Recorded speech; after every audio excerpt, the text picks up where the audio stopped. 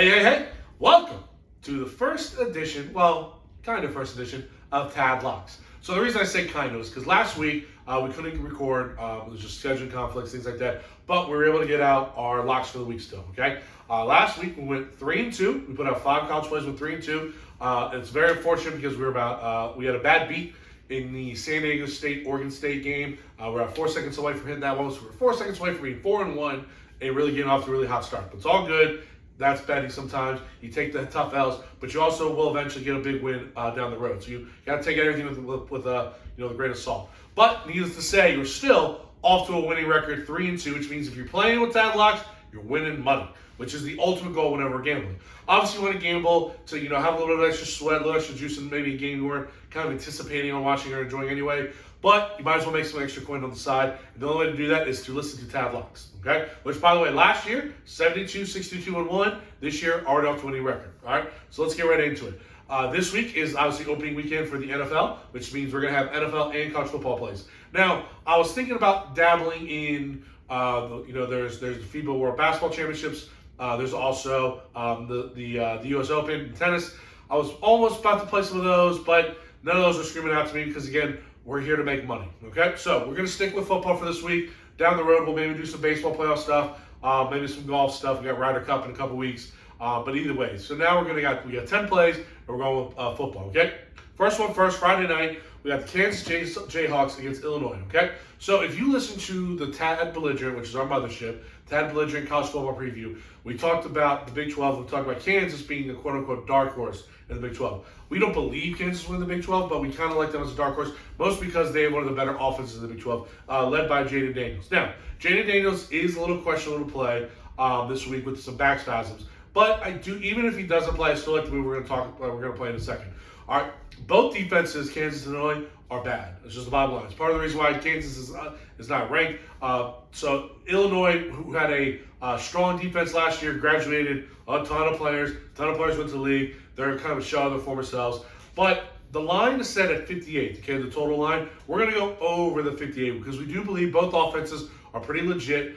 We do think, again, with the Kansas definitely have a bad defense, and Illinois having a step or two down defense compared to last year, there should be some points scored in this game. So that line's set at 58. I think even if Jaden Daniels doesn't play, he didn't play last week, and they still had a pretty good scoring output for Kansas. If he does play this week, then this is even a bigger line. So Kansas, Illinois over the 58 on Friday night.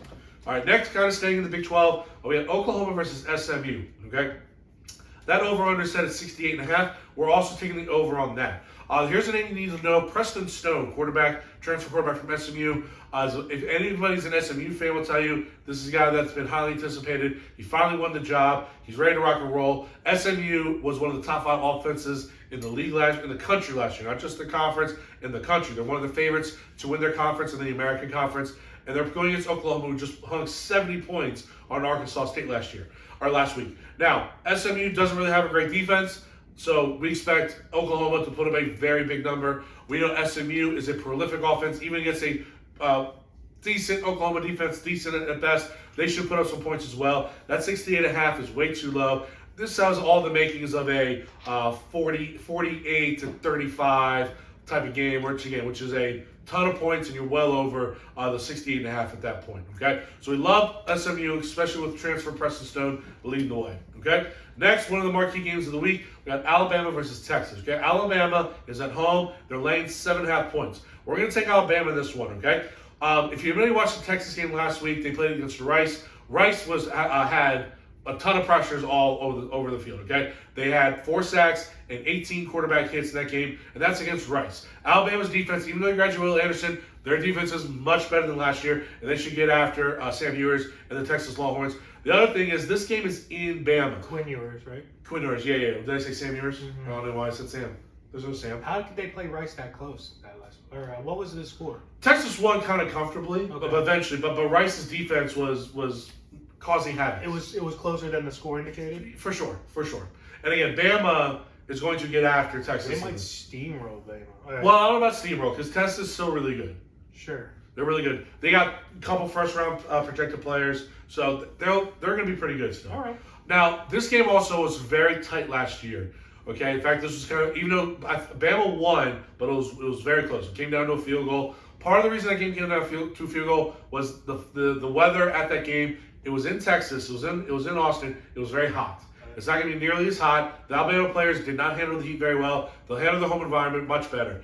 Nick Saban, by the way, since he's been the head coach at Alabama, has only one non-conference home loss. That's it, just one. And he's been at Bama for a long time. Louisiana Monroe. Ironically enough. Great trivia question. Yeah, so Louisiana Monroe is the only non-conference team to win in Alabama. So yeah, there you go. Trivia question. Has he lost on the road? What'd you say? Has he lost on the road, or is that in non-conference games on the road? He's obviously lost. Yeah, he's lost those. Okay. That's about home non-conference games. Home non-conference. He's only lost one time. Wow. So we love Bama -7.5. It's a longy number with that half and 7. If you really feel frisky, you can buy that half point back down. But we still feel pretty good. I think Bama wins this by double digits. Which I guess to your point, Dan, that might be quote unquote steamroll when you have two kind of heavy hitters. But I don't see this being like a Florida State LSU where they win by 27 points. Yeah, I think like a 24-10 win type of thing, or even like a 21-10, something like that. 21-12. If they held them to 10 points, I think that's which they might, because Bama's offense or defense is like that. It's one of the more traditional Nick Saban offenses. There's a cool name when you don't understand now. Kool-Aid McKinstry, who is a corner for Alabama. He'll be the first corner taken in the draft. He's also a punt returner. Fantastic. Man is a stud. His name's Kool-Aid. I mean, what are we talking about? He doesn't have a deal in the future with Kool-Aid. Which he should. I don't want to be alive. Sauce Gardner clearly went to Buffalo Wild Wings that has 87 sauces. Yep. I think he has his own signature sauce. He should. If he doesn't, he needs a new agent. Sauce. He needs a new agent if he doesn't.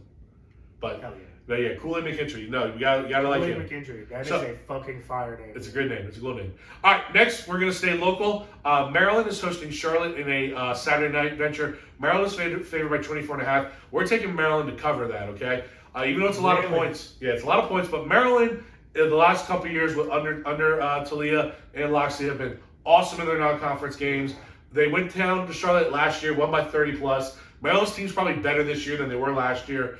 Charlotte, their head coach is a local guy, local former high school football coach, Biff, who used to coach at Gilman and St. Francis and is now at Charlotte. He won't be able to hang with Maryland. Maryland's offense is one of the top offenses in the conference, maybe one of the top 15 to 20 offenses in the country. They have NFL players all the way throughout between running back, tight end, receiver, offensive line, and obviously Leah, the quarterback. They're going to score a ton of points in this game. They're going to crush Charlotte. Charlotte has no chance to win this game. It's in Charlotte? No, it's in Maryland. Okay. I mean, it's a Saturday night Maryland game, 7:30 in the Snake Pit.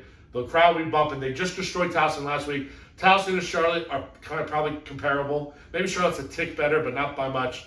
I think this is a big game for Maryland. Maryland's goal this year is to beat one of the big three, but they need to set themselves up to do that by taking care of business with some of these lesser teams. Again, Loxley and coaching staff has done a great job with Maryland. Not falling to lesser opponents, but being ready and kind of smashing them. Well, we got a top-tier schedule, top-tier program schedule where we got two beat-uppers, two get-right games before we start.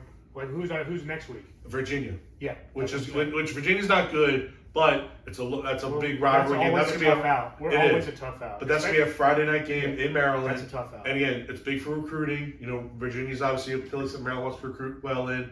Big way to do that is by beating the home state. I'm also fully on the DMV area has the best athletes. Baltimore through Northern Virginia. Mm-hmm. I think we have the best athletes on the planet. Per capita, there's no region that has more NFL players than that region you're referring to. And if we just kept all of our guys, if Maryland specifically just kept Baltimore in the DMV, they would be a top 5 program in football and 100%. Basketball every single year. 100%. And not even just that. Track and field, lacrosse, and all of the other 27 sports that Maryland does, they would be top tiers at everything. Exactly. Soccer, everything. Baseball, track and field, indoor and outdoor, fucking everything. Yeah. 100%. We're nice at everything. Everything. That's right. Suck it, Ben. Fucking Ohio State.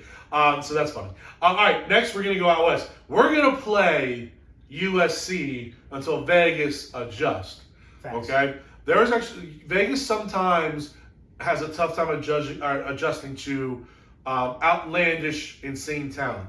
They did it for a long time with Michael Vick. I remember my uncle talked about this all the time. Vegas, for the longest time during Michael Vick's tenure with the Atlanta Falcons, had his rushing total insanely too low, like 20 yards a game. Like, because it just didn't compute that this was a freakazoid. Yeah. And that's what we have here with, and so my uncle made I'm a gonna kill. say, how much is He just goes, I'm going to do this until they figure it out. Yeah. And then eventually he got to like 45 and a half, and you go, okay, I got to think about this a little bit. Caleb Williams is him. So Caleb Williams, that's my point. So Caleb Williams is him. He is the best player in America. Anybody that's listened to this podcast knows we've been jerking off Caleb Williams since he was in high school because he went to Gonzaga High School, which is, again, 100%. Dan just talked about it, DMV, best in the world. He's part of that DMV world. Yeah. All right, we've been all over Caleb Williams since he was in high school. Then he went to Oklahoma. He tore it up there. Then he's now transferred with Lincoln Riley to USC, and now he's the best player in the world. It's not even really close. So they're playing Stanford. Stanford and USC haven't played in a long time for various reasons because of the conference schedule. What's up? Stanford used to be good. Used to be, But they kind of suck donkey dick now. Yeah, they suck. Not only do they suck, they're not your father Stanford. No. What I mean by that is they're not the ground and pound 3 tight ends anymore. They actually have a little bit more tempo. They throw a little bit more. They kind of a new coaching staff, new philosophy. So they actually might have a chance because USC's defense is not very good. It's not very good. In fact, Stanford, speaking of Stanford's kind of up-tempo stuff, they went to Hawaii last week. They're only favored by 3 points, and they won by like 28 points, something like that. They blew Hawaii out. Like, they put points on the board. And talk about up-tempo. Hawaii is up-tempo. And Hawaii is the definition of up-tempo, Yeah. correct. So Stanford's going to score points against USC. So that's fine. What we also know for a fact is Caleb Williams is going to put up 40 to 50 points by himself. Yeah. You know what I mean? So the line is a higher line. So maybe Vegas is getting there, but they're not there yet with me. That's 70 and a half. Okay, we're going over. Yeah, it's a lower line than the Maryland game. It's a lower line than the Maryland game. If you had me at 28 points, then yeah, maybe they're kind of catching on. Right, but 70 is not. So No. we're going over in the 70.5. Stanford USC. Stanford's going to score 21 points, maybe even 24, maybe even 28. But we know USC and Caleb Williams is going to put 50 plus. There's going to. This is their conference game. They're trying to win the conference championship, trying to go to the big show, and you can't do that by not winning all your conference games. So this is the game USC's going to make it happen. So Stanford can't hang with them at all on defense, but Stanford can put up some points against USC's defense. So we love this play. And again, until Vegas starts putting out some big ass numbers as far as an over/under with USC, we're gonna ride that gravy train. If you would have had me at like 98, then okay, You had me. You had me. But their defense is trash. Both defenses are trash, and Caleb Williams is, like you said, is It's going to Caleb put 42 minimum. Yeah, 100%. Hell yeah. Yeah. So that's our college plays. Now we're gonna head to the NFL. Okay. NFL is a little more tricky because the disparity in talent isn't nearly as vast. You know, usually when you have, we talked about our Maryland versus Charlotte, Stanford versus USC, there's a big talent gap, so you can kind of play around some different things. In the NFL, everyone's pretty tight. Okay, Yep. So the first game we're going to play is, I think, one of the best might be the best matchup of the weekend. We have the Pittsburgh Steelers playing the San Francisco 49ers. Yep. Okay. And Bosa's back. He just And signed. Bosa is back. That is correct. He just But signed. we do not vary on one individual player. Here's why. So the game is in Pittsburgh. Yeah. Pittsburgh is getting 2.5 points. Okay, so Pittsburgh plus 2.5. We're taking the Steelers.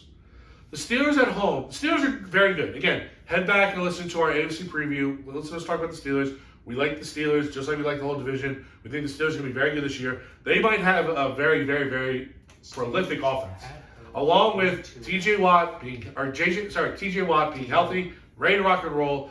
And they win with him. And here's the other without thing. him. This is a real thing. West Coast to East Coast. Oh, yeah, that shit Okay? sucks. West Coast to East Coast, 1 o'clock game. It's a 1 o'clock game, 1 o'clock Eastern game.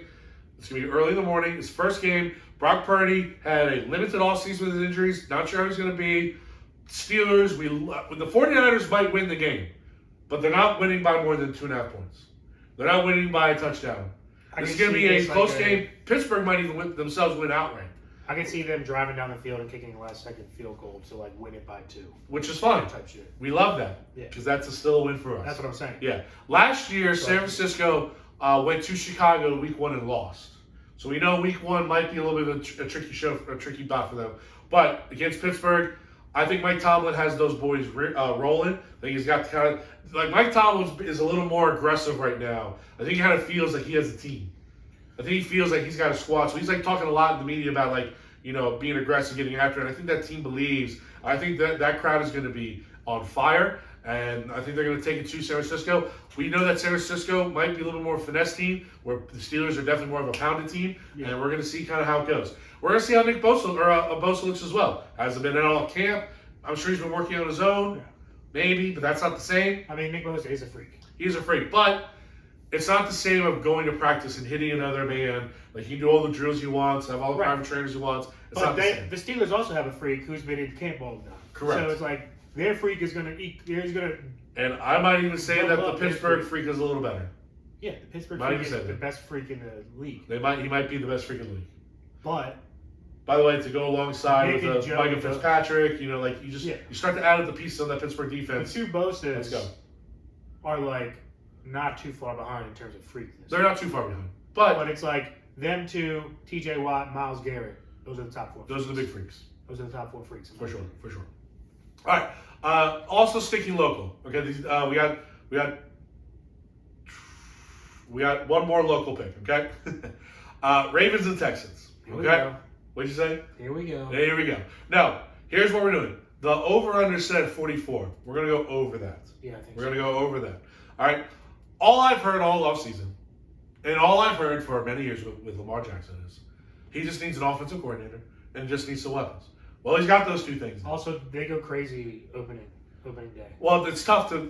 Ravens are always a tough opening day because facing Lamar's speed, things like that. It's going to be in Baltimore. There's a very big excitement about Baltimore. I think this is a chance for Baltimore to kind of flex their muscles, especially against a lowly Texans team.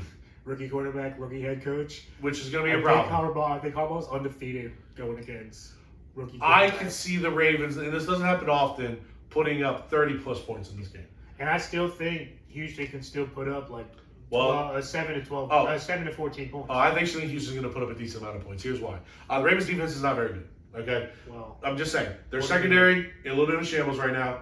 Their pass rush, still very unproven. And the Texans do have some players on offense. Like, obviously, like Damian Pierce is a good running back. Correct. I like Nico Collins as a receiver. I do. You know what I mean? Like, they have guys that can catch and do some things. C.J. Stroud was the number 2 overall pick for a reason. He has some talent. I do think they're going to have a very simple game plan for him. Yeah. Because they know, listen, Houston's not trying to win the Super Bowl this year. They're not even, they're in kind of a similar situation. Big Dalton Schultz game. Right. They're tight end. I think I agree. Big Dalton Schultz game. We can talk about some of the weapons they have.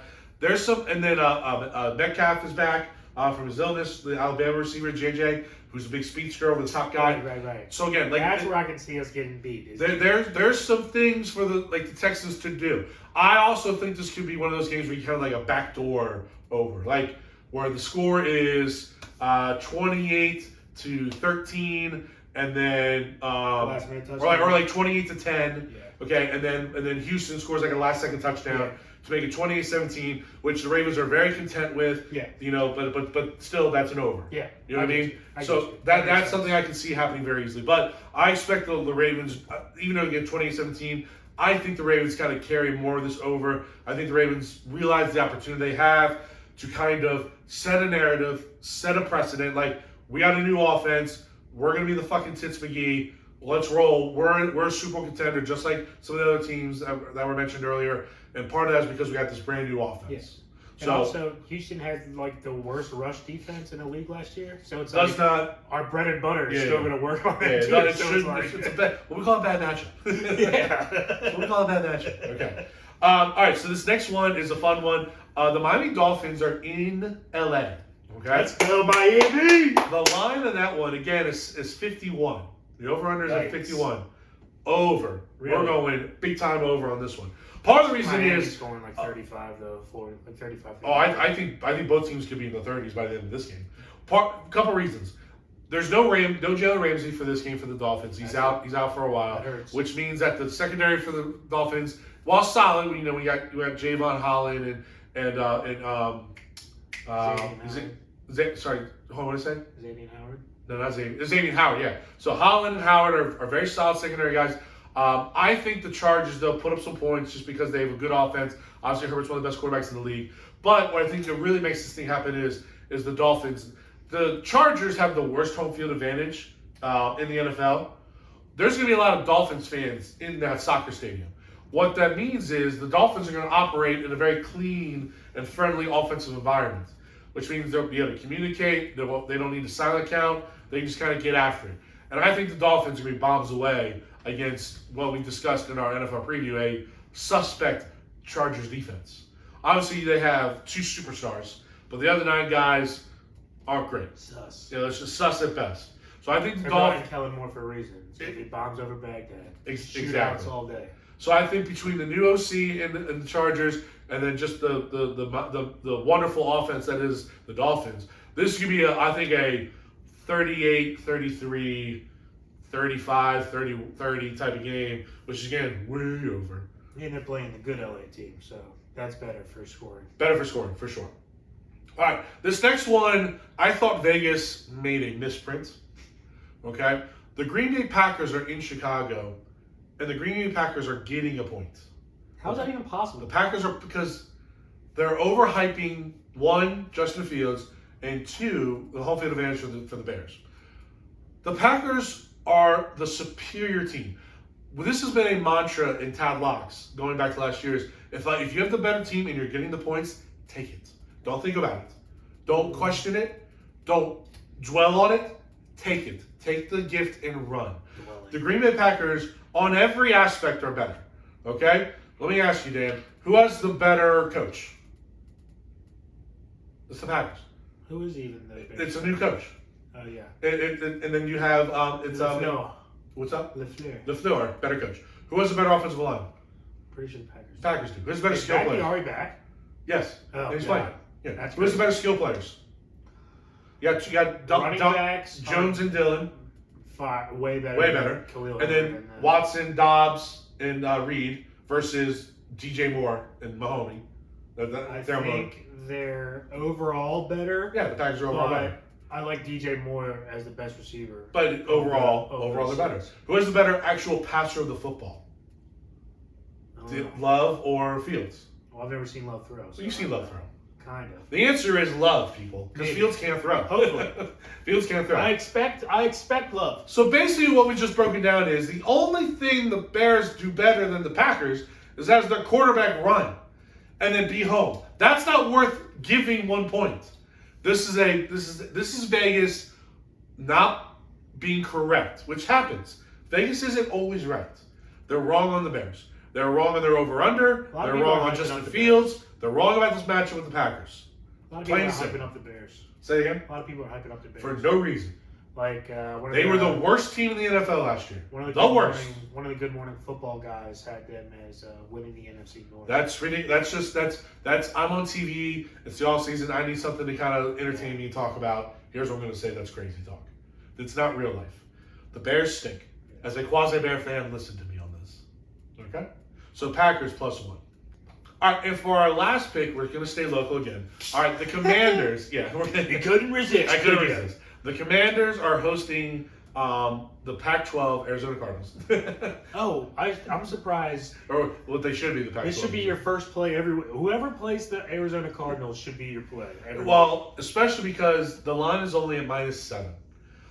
That is a pretty ridiculously low number considering how bad the Cardinals are going to be this year. Josh Dobbs was just named the starting quarterback. Josh Dobbs' career has 2 passing touchdowns in his career. Well, they got rid of Colt McCoy because he was too good. Right, and now they're playing Josh Dobbs. Josh Dobbs has career 3 interceptions, so he's career more interceptions than touchdowns. That's fucking hilarious. It is hilarious. This game's in Washington. Normally, Washington has one of the worst home field advantages in the NFL, but not this Sunday.